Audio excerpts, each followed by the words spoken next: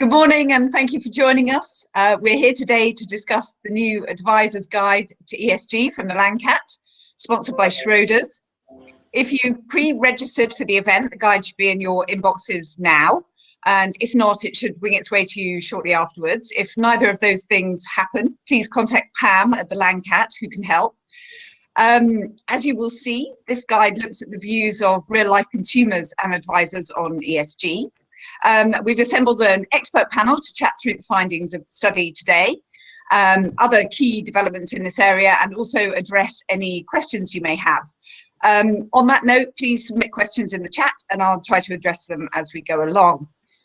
With me today are Sheila Nicoll from Schroders, Stephen Nelson from the Landcat, Stephen Mitchell from FE Fund Info, and Jeannie Boyle from EQ Investors. Stephen, I wonder if you could kick us off by walking through some of the high-level findings from the report. I will do, and hi everybody. Thanks to so many of you for joining us today. Loads of people who are used to this bit of software from our Wednesday home games. So some of you will have heard this spiel already. We have the entire United Kingdom using their broadband right now, so we're going to say a collective prayer that this goes off without a hitch. I know my daughters are downstairs on Google Classrooms, or given my pathetic state of parenting, it's usually Disney Plus or Netflix that's begging for mercy. What I've done is I've put a link in the chat. You can see it's a load of gibberish in the link there. That if you're having audio and visual issues, you can click that link and it delays the feed by a few seconds, and it can sometimes bring stuff all together a bit closer. But thank you so much to so many of you for joining us today, and thank you to Cherry for that introduction. So ESG, right? It is absolutely ubiquitous throughout the sector right now. It is the #1 talking point on many agendas. If you back in the days when we were allowed to see people in 3 dimensions, you couldn't go to a seminar or a conference without seeing ESG on the agenda. It is absolutely everywhere. Now, the Landcat's in a really privileged position in the sector that we sit kind of adjacent to everything, and we can analyze the markets and the dynamics and ask difficult questions and act as kind of the devil's advocate in the middle of all of this. And we had a problem with just the sheer ubiquity of ESG. And the report, or the origin of the report, centered around one key point, that for understandable reasons, because it's a very, very competitive sector. There's tons of asset managers, tons of discretionary fund managers. There's 30-odd platforms in the sector. It's a very, very competitive space with everybody fighting for market share. But the financial services sector has done what it's always done and gone to solution and product mode before we fully understood the issues and the dynamics of what ESG actually means on a practical level. So that's really the kind of origin or the embryo of the idea for the report. So we're hugely grateful that Schroders came along and supported us to get the research study off the ground. I know what some of you are thinking, and quite rightly so, but you will not find reference to a fund range or a product within this report at all. It's all about the issues and the practical issues behind some of the dynamics in the sector and some difficult questions. So there's a number of things that have been troubling us.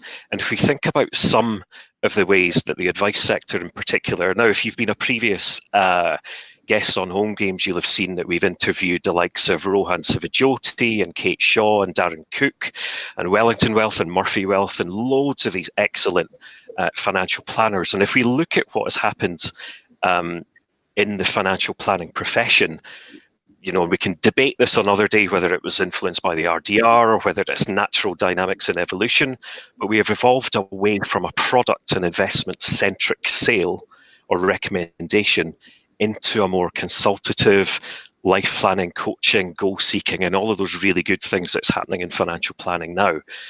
But the notion of then kind of parachuting back into that space of taking into account individual goals and beliefs and matching that to investment solutions is problematic. because it goes against a lot of that natural evolution, and it arguably brings products back into the centre of the conversation. And we have a nervousness around that, and the paper explores some of those issues as well. And also, if we think about the architecture of how services and products work, we do an annual big omnibus research piece, and loads of people on the event today will have been harassed by us to complete our State of the Advisor Nation survey. But we know that 9 in 10 firms use a centralised investment proposition. Now, because most of the money is flowing through centralised investment propositions, again, that is a potential conflict to starting to get into the realms of individual suitability and individual beliefs and philosophies and all those things. So it's all of those kind of interesting dynamics and conflicts that we wanted to explore within this report. So that's a kind of very high level introduction as to where it's come from. And the last thing I will say, because I know I have a tendency to waffle and go on and on and on, is that a big thank you to the 316 advice professionals who took part, because we did a charity donation on behalf of everybody who took part, and we've raised a bit of money for NHS Together and the Samaritans in doing so. So that's my introductory spiel, and I'll let the professionals talk for the next week. Yeah, okay, thank you, Stephen. Now, as you say that, to say that interest in ESG has picked up would be something of an understatement. And the report talks about how this is translated into huge fund flows in 2020. So I was thinking we could talk a little bit about what's driving that interest. Sheila, I wonder if I could bring you here to talk a bit about the regulatory side and how that's pushing investors towards ESG options. Thank you very much, Cherry, and thank you very much for the invitation to join you. And I really enjoyed reading the report, so I would highly recommend it. I think the first thing to note is it's not just regulators. Regulators are driven by politics, and politics is driven by societal expectations. So I think actually the regulators in many ways are reflecting a tailwind, which is coming. I mean, I know the report talks about the tailwind of regulation, but actually that aspect of things is coming from societal expectations, discussions about corporate purpose, discussion about stakeholder involvement, but beyond shareholder involvement.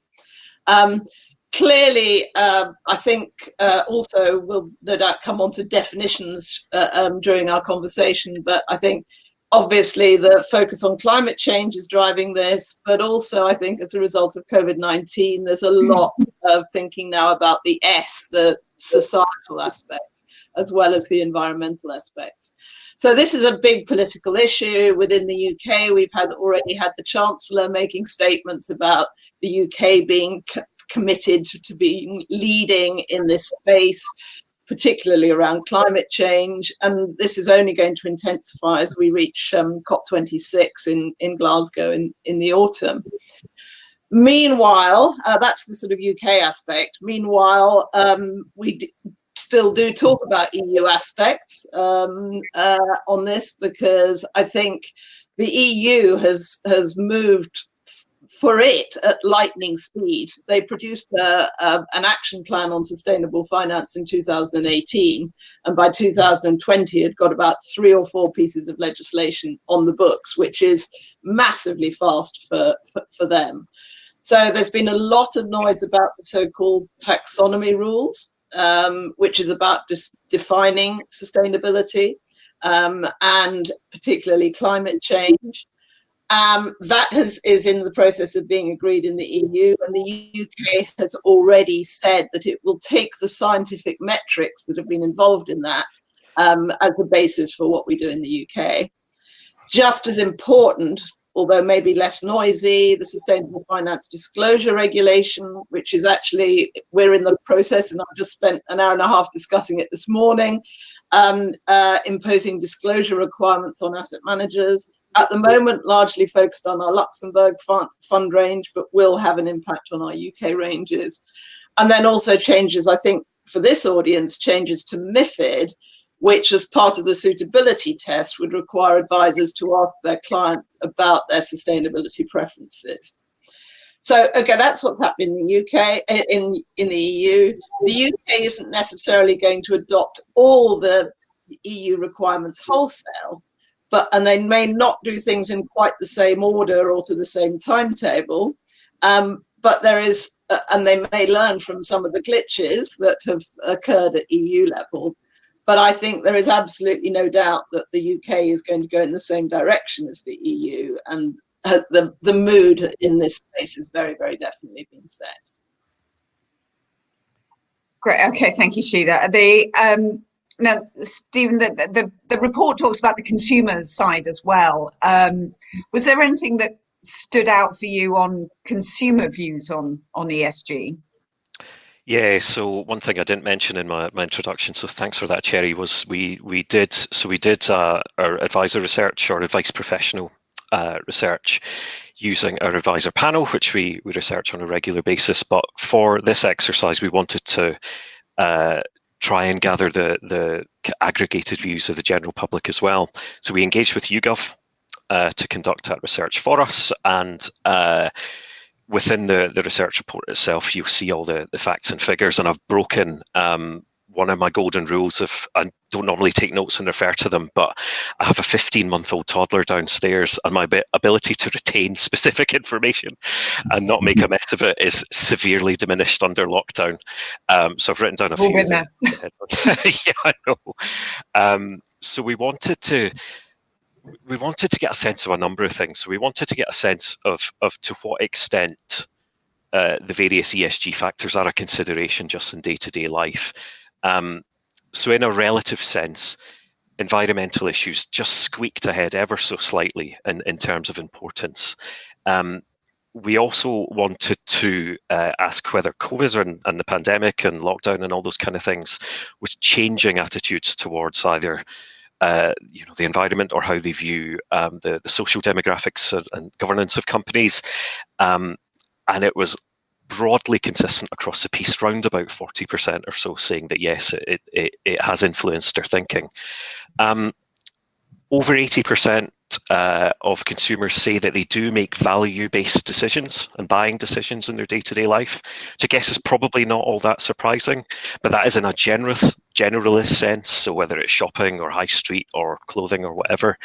In terms of deploying financial decisions, it was something like 36 or 37% of people, which was a surprise to me, saying that they already take into account values or ethics into their buying decisions, and 30% saying that COVID's made that more likely in the future. So there's kind of, if you're interested in looking at consumer sentiment and whether that's going to transition into different behaviour and different interactions with the financial services sector, there's kind of green shoots there, if that's the kind of thing you're interested in. Most interestingly of all, I think, is that 1 in 4 people saying that they would, it would make them likelier to engage on a financial advisor if they were able to match their own personal ethics and beliefs into an investment portfolio, notwithstanding all the challenges that I think we have in doing so. So I think those are some of the highlights that kind of surprised me, Cherry. Okay, thanks. Stephen, turning to you, other Stephen. Now, another notable aspect was that there had been a major turnaround in the perception of performance on ESG. A few years ago, I think there was still a feeling that investors very much needed to sacrifice profit for principles, but that really seems to have dissipated. I wonder if you could give some insight into the way ESG focused products have performed, and perhaps a little bit about what's driving that. Yeah, sure. Can I just check my sound and my video is all working? I know we had a couple of challenges. You can hear me okay? Very good. So I think the perception of ESG sacrificing returns is a bit of a hangover and legacy issue. I think it's sort of slightly driven from the period between 2000 and 2010. So during the commodity super cycle, so where oil and materials and tobacco were really the stalwarts of most portfolios, and ESG didn't hold them whilst they were performing well. If you look at, and obviously ESG funds tend to hold more tech. And so if you look at 2010, 2020, ESG have really been rallying over the last decade. And actually, if you look at some data, so we've run some data in advance, and if you look at the IA global sector, so that's the sector with the highest proportion of ESG funds and solutions within it, and the data backs that up. So 2010 underperformance of ESG, 2010 2020 actually a slight overperformance, and in particular in 2020 a 7% on average better performance in ESG funds, or the average ESG fund versus the sector average. So that sort of interest. So I think it's more cyclical driven than ESG specific. However, 2020 was an exceptional year for ESG investments. It was sort of the perfect storm for them. So all the polluting stocks like oil and gas and mining and airlines, they were among the worst performers during COVID. And so it's sort of anyone's guess whether or not that continues. But if we look at sort of some of the other metrics, so by asset flows, there's been 125% increase into ESG funds by AUM. And if you look at we've just released our Crown Rating rebalance, I think this week or yesterday. And actually, so Crown Ratings are allocated to the top 10% of funds within each sector. And actually, ethical and sustainable funds actually make up 20% of those Crown Ratings. So we're seeing a real shift. As I say, whether or not that continues to be favourable to ESG in the future is anyone's guess. But we don't see any material evidence that there is a trade-off, a performance trade-off between ESG credentials and the returns that an investor receives.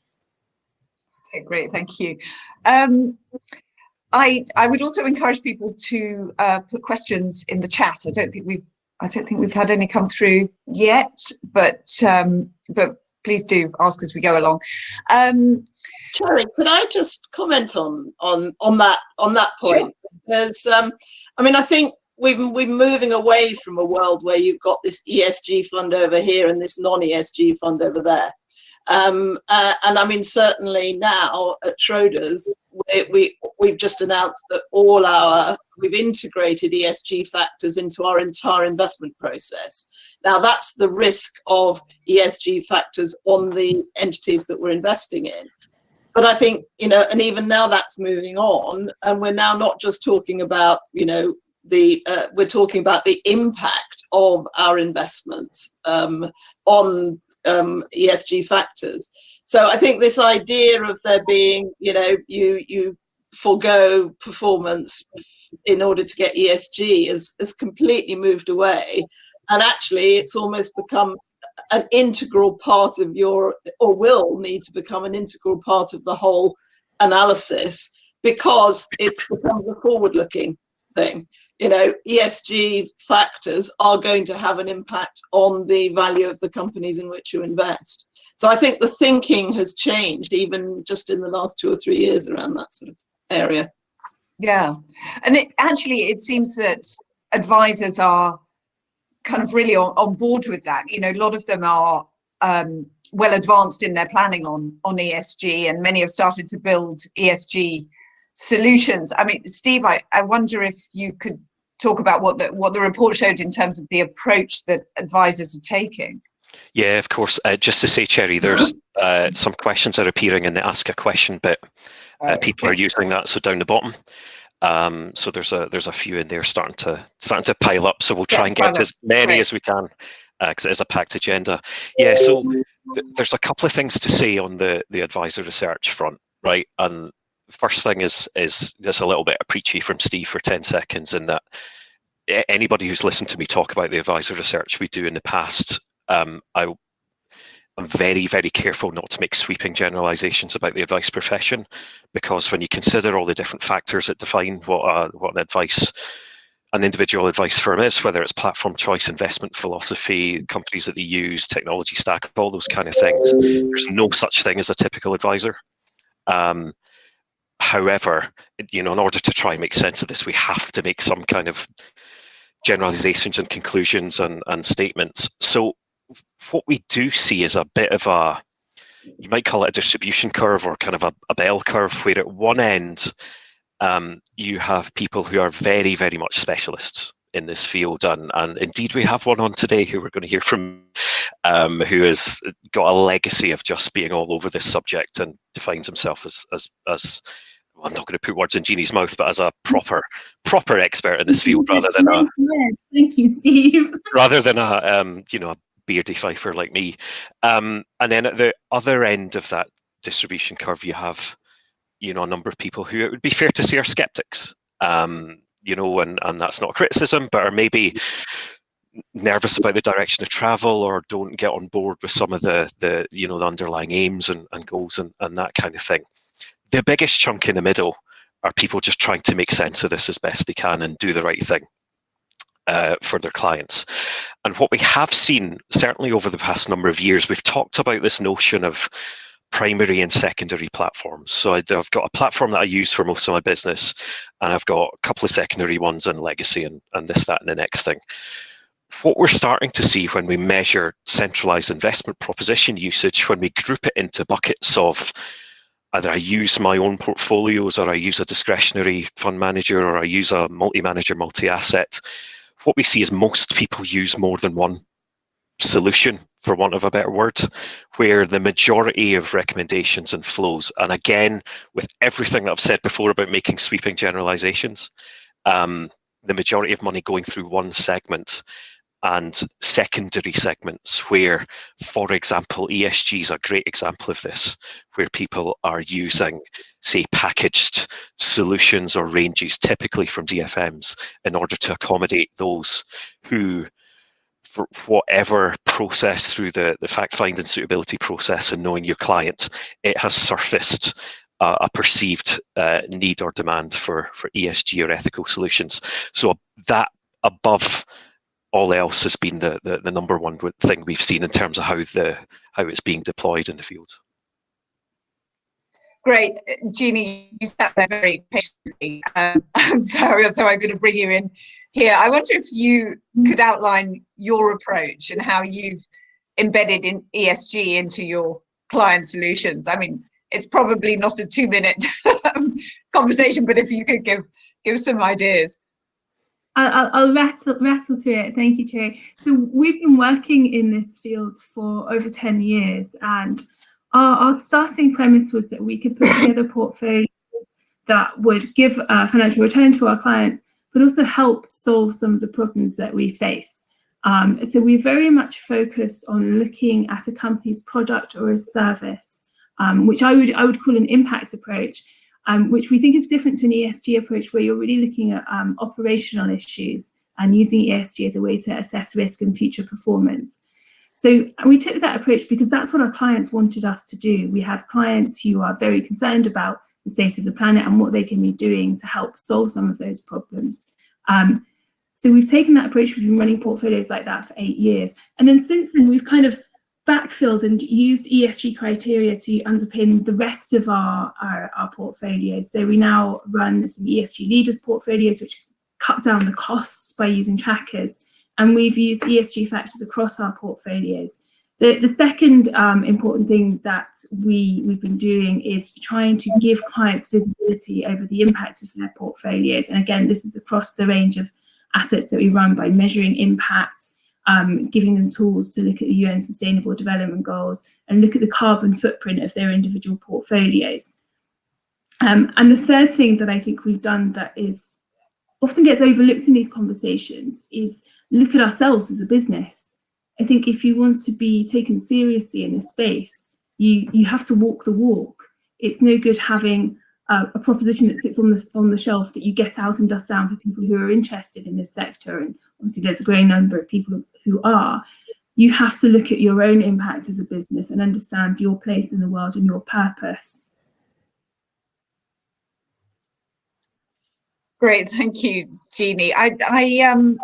You bring to light some of the real challenges there, and actually these are coming through in the questions. You know, the problems of sort of individual ethics versus the need for sort of generalized solutions. So I wonder if we could now sort of look at some of these challenges, and I'm hoping they'll answer some of the questions as we go along. I mean, first has to be a problem of clarity. I think that at best we've got this ethical and ESG and sustainable, and it's all a bit of an alphabet soup, and which in a way I think can be quite incomprehensible to sort of end clients and consumers. Stephen, I wonder if you can talk a bit about the problems of comparison for ESG products. Yeah, sure. So certainly not by name would be my first answer. So I think that's the first confusion or the first challenge. The reality is that there is a lack of taxonomy and classification in the industry. That is something that's being worked on, but the demand has sort of outstripped the regulation. So if you look at other regulation in the past, whether it's MiFID or KIDS or PRIPS or all the things, all the acronyms we have in the industry, there was a very defined set of requirements to work to, and then everyone worked to them, and then it was sort of rolled out. Whereas the demand is ahead of the regulation here, so it's quite an unusual scenario. So without that classification, there's no clarity around what needs to be supplied by the fund manager to the world to explain what their solutions do. There's also some challenges. So where that isn't available, so you can then look, or typically you'd look at the full portfolio holdings. So what's in the portfolios or in the funds. And actually there's some challenges around there in terms of availability and timeliness. So fund managers, typically it can be hard to access. In America, there's sort of open exchanges where you can access that data. That doesn't exist in the UK and the EU. And sometimes they carry quite large embargo periods. So because they're the sort of secret sauce recipe of the fund, they may come with 90 or 180 days embargo. So what you're assessing is different to the current holdings of the fund. As I say, we do believe that the EU taxonomy, SFDR and benchmark regulation will have a standardization effect on that. But ultimately, it does come down to the data flow, and we're putting a lot of work into engaging groups well, both the working groups to define it, but also to make sure that we've got the systems to ingest that data. So I think from our view that in the early years of the sort of mandatory reporting, it will be a real challenge for everyone, but even the funds where they're trying to rely on accurate and comprehensive reporting of the underlying companies, they will only just be starting to report themselves. So I think it will take a little bit of time, but we've got a clear path of how we think we can improve that. I think also ESG will be a major challenge for passive funds. So if you look at the Dow Jones sustainability indices, a lot of them will hold BAT, General Motors, Anglo American. And how do investors use trackers but avoid some of those if they don't meet their principles? So I think our view is that as I say, the regulation will catch up, they will be formalized, and that will improve over time. Whether it's sort of 3, 5 or 10 years, I think there's a reputational risk and a sort of peer and media pressure element that will ultimately make all funds ESG. So I think in the meantime, it is around understanding what's being measured, if that's a ratings agency and how, and then ultimately matching that to the sort of the investor's subjective values. So that values-based investing. But yeah, there's certainly some challenges from a data perspective. But as I say, it's the disconnect slightly here in terms of the need has outstripped the regulation. And Sheila, do you agree that there is potentially some clarity coming down the line with the taxonomy and the sustainable finance disclosure requirements? Yeah, I think there's also a bit of an opportunity for the UK, perhaps things to do do things in a slightly different order from the EU, because what's tending to happen is EU legislation comes out as it gets agreed, but it's not necessarily in a logical order.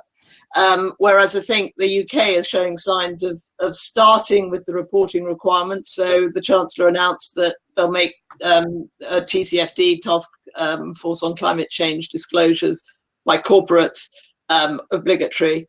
Then they're moving on and talking about the taxonomy. Then I think they'll start focus on the sort of disclosures and the things that we have to do. So I think there's an opportunity perhaps in the UK to do things in the sort of slightly more logical order. On the other hand, even on taxonomy, don't hold your breath, because at the moment taxonomy only covers climate change. So we're going to have to continue to sort of muddle through and make it up for ourselves a bit on some of the other factors.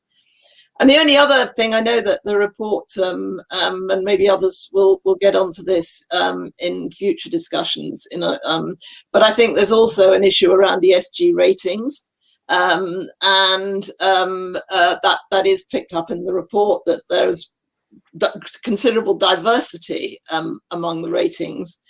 That I don't think is a bad thing, as the report says. We're not all identical, but I think the regulators do have in their sights potentially, perhaps there's a Dutch and French proposal that the rating agencies should be regulated in a similar way to the credit rating agencies. And whatever happens, I think there will definitely be a focus on more transparency around the methodology and the governance of the rating agencies, and also on fair pricing. So that's an area where I think it will also help this sort of what you describe as the alphabet soup and sort of finding our way through. But I would fully endorse the points in the report, which are that actually, we need to get to grips ourselves with the way that the rating agencies, the ratings are developed. So just to follow up on that, I think there's a huge gulf between the language and the conversations we're having in the asset management industry and the conversation and the needs of our clients. We are all here today talking about ESG. No client has ever come into my office and said, I want an ESG portfolio. Clients talk about values. They talk about the things that they care about. They talk about climate change. They talk about social justice. They talk about fairness. And those values imply an ethical choice. And ESG does not necessarily imply that ethical values-based choice is being made. ESG is a minimum standard really for any active fund manager. If you're not engaging with ESG and using those factors to look at the potential performance of the companies you're investing in, then what are you doing? How are you doing it otherwise? And I think we need to be really clear that some of the solutions that are perhaps being offered to clients don't meet their requirements in terms of actually trying to move the needle on issues like climate change. And Jeannie, sticking with you, I mean, how do you have that conversation? Do you sort of say, this is a solution that is generally quite good, but don't expect it to exclude oil or something like that? And I mean, how do you nuance that with clients? I mean, we had one question that said, he just feels like he disappears down a rabbit hole every time he tries to have the conversation with clients. Yeah, it's difficult, because I think if you get into talking to clients about individual issues, that level of granularity can lead you down a rabbit hole. So I think for me, the right approach is talking at a thematic and intentional level. What is the intention behind this portfolio? What is the intention behind this investment fund? Is it to screen out sectors that we view are harmful? Is it to implement high standards in terms of ESG? Or is it to invest in impactful companies? And within being clear about that intention, be clear about the limitations. We can't necessarily invest pension funds to solve climate change, but we can pick the companies who are trying to make things better and allow clients to participate in that. I think it's about having an honest conversation about what goes into a portfolio and what doesn't. We've all read about the boohoo shocks. It's almost impossible to put together a portfolio that completely excludes any company that could potentially have a negative outcome. And clients need to be prepared for that, and the potential returns profile if they are overweight or underweight in particular sectors. And I mean, presumably it involves a conversation sort of slightly picking apart their ethics and what's most important to them as well. Yeah, it is. But again, I would step back and talk about intentions. What are your values, and what do you intend for this money in terms of the level of grief that you need to achieve your individual goals? But are you as a person about making a profit, not worried about how and why? Are you sort of in the middle? Do you have some concerns, but it's not the be all or end all? Or are you someone who is more concerned about seeing that positive impact? And having the conversation about how that leads naturally to a diversified portfolio. So, I have one of our portfolios. I want to avoid fossil fuel companies. I'm very relaxed about alcohol, but my portfolio screens out alcohol. And that's something I accept because part of the intention of the portfolio is to invest in companies that do less harm. And I can see that alcohol companies can be viewed as harmful, even though it's something that I partake of myself. Okay. Steve, I wonder if we could hear from you on this view. I mean, can this kind of conflict between sort of bespoke ethics and generalized solutions ever be resolved? Is there kind of a way through it, or does it need to be? I think it ultimately depends on where we want the end state to be for all of this. I mean, I think the biggest issue for me, certainly prior to doing this report, was that anytime something becomes ubiquitous, I'm just laughing at Nick Lincoln's comment. It is a medicine, you're right, it is the only way through lockdown. And I'm Scottish, so you can only imagine how much medicine I'm having just now.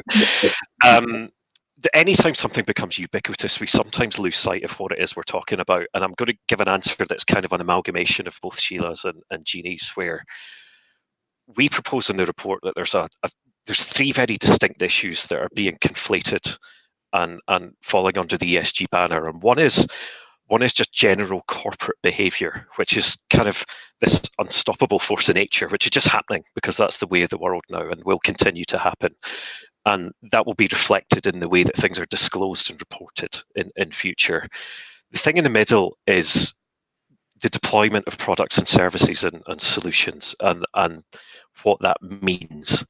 And the third thing is the process of assessing suitability and recommending a system of services that will help enable a client's future financial needs and goals and aspirations and lifestyles. Those are three fundamentally different things, and they all interlink, but they're all falling under this amorphous blob of ESG, and I don't think that's doing anybody any good. So it would be good to take a step back and have a look at what it is we're assessing. Just something else to add. So we've talked about risk ratings and screening software and stuff like this. One of the clearest conclusions in our advice professional research was for those who currently don't use software and screening and ratings for the deployment and research of ESG solutions, there is a lack of trust and a lack of faith that those are currently operating appropriately, which is understandable given what we've seen in the financial press. So that is definitely something that needs addressed. Actually, we had a question on that, and I'm wondering if I can put it to you, Stephen. They're asking about whether we need ESG ratings to avoid companies kind of gaming the system and greenwashing. I mean, I wonder if that, to some extent, could be addressed by the taxonomy and the SFDR that's coming down the line. But I wonder if you could just give your views on that. In terms of sort of risk ratings themselves?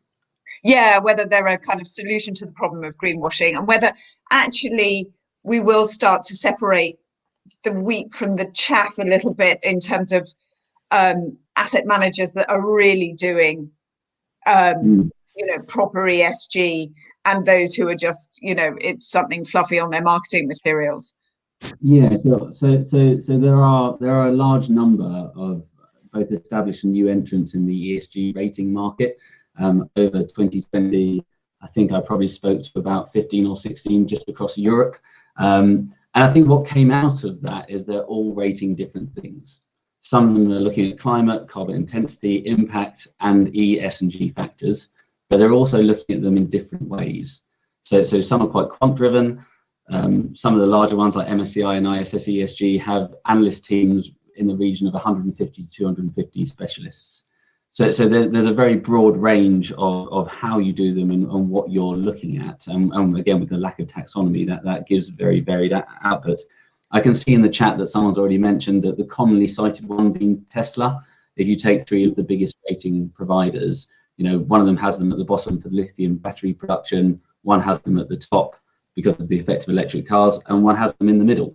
And so what we did was we extrapolated that out to say, well, actually, let's take a sample of 100 funds or a whole universe, say the Unitrust Noik universe, and let's look at 2 providers and plot them on a scatter chart effectively. And the average correlation was 0.16 between a lot of the major providers that we were talking to, which is a mathematical equivalent of you know, closing your eyes and throwing a dart at a dartboard, right? So there isn't a direct correlation of what good and bad looks like. So I think from our perspective, well, I think the first thing to say is that having different outputs or outcomes in ratings isn't always a bad thing, and it's certainly not a new thing. So if you look at fund ratings, you know, when you look at different reports, advisor firms will engage with different rating providers. They may, and often they'll use 2 or 3 to combine to get different lenses on the same fund. So you know, groups we speak to may use Crown rating, Square Mile rating for qual, and maybe Citywire rating for the manager. Or they may use, you know, Rayner Spencer Mills and Alpha Manager rating, which is from FE. So you have this scenario where you have different ratings in there that I think there's an understanding of methodology and what it's there for, and actually they can be combined. So I think with that as a view, kind of, so in terms of what's our plan for ESG and how do you navigate the sort of ratings challenge of no correlation, it is really to have multiple ratings available within obviously our software, FE Analytics, a lot of advisors on the call will use, and putting that into the journeys, into the fact sheets, into the charts, into the scans and the reports that are used in front of clients, but having options so that, and also education around what those ratings are doing. Are they focused on specific areas? How are they doing that? What does it mean? What does that rating mean? So as I say, I think with you know, over 2021, our aim. So we're quite progressed in lots of discussions with different providers. We realised that, you know, we'd love to have a green Crown rating, but the reality is that just adds more noise to the debate. And so our view is actually by partnering with lots of other providers and hosting that into our software, and then doing the sort of thought leadership and education piece, we're able to help our advisor community navigate those challenges. Great. Okay, thank you. Now we've sort of thrown a lot kind of challenges in the air there, but it's clear that, you know, we need to find a way through this. This is definitely the kind of the direction of travel. Sheila, I wonder if you could talk a bit about what you really think will help, and possibly, you know, the progress of how you see the industry will go over the next few years. Yeah, thank you. I mean, my feeling is, yeah, I've been here to talk about regulation, but I think, you know, my first point would be, you know, don't wait for regulation to force us into doing things, and don't see this as a sort of tick box compliance exercise, something that you throw at your compliance department and say, well, you know, we've got to comply with these requirements. You know, the report talks about the need for sort of cultivation, and the image that was coming to my mind was that the sort of asset managers and the advisors are the sort of horses pulling the plough, and the regulators and the politicians are the ploughmen. And the more you can trust the horses, the less hard you have to yank the plough as you go through that cultivation process.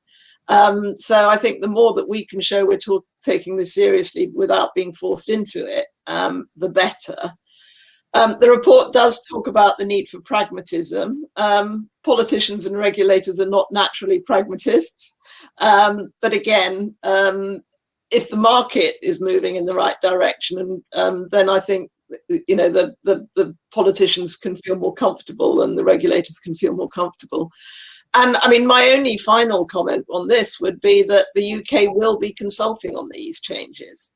The UK authorities will be issuing a whole swathe of consultation documents. And so I think it's going to be important for us all to get stuck in terms of responding to those consultations, and in particularly coming up with something that's practical and actually works in the real world, rather than that works in the ivory tower world of the regulators. It will be very important. It'll be one of the first areas that the UK will be doing on its own, rather than with the EU. So I think it's going to be quite an interesting test case for us all, but I hope a worthwhile one to be involved in. Absolutely. And Jeannie, I was going to ask the same question to you. I mean, from an advisor point of view, what would you really like to see happen over the next couple of years?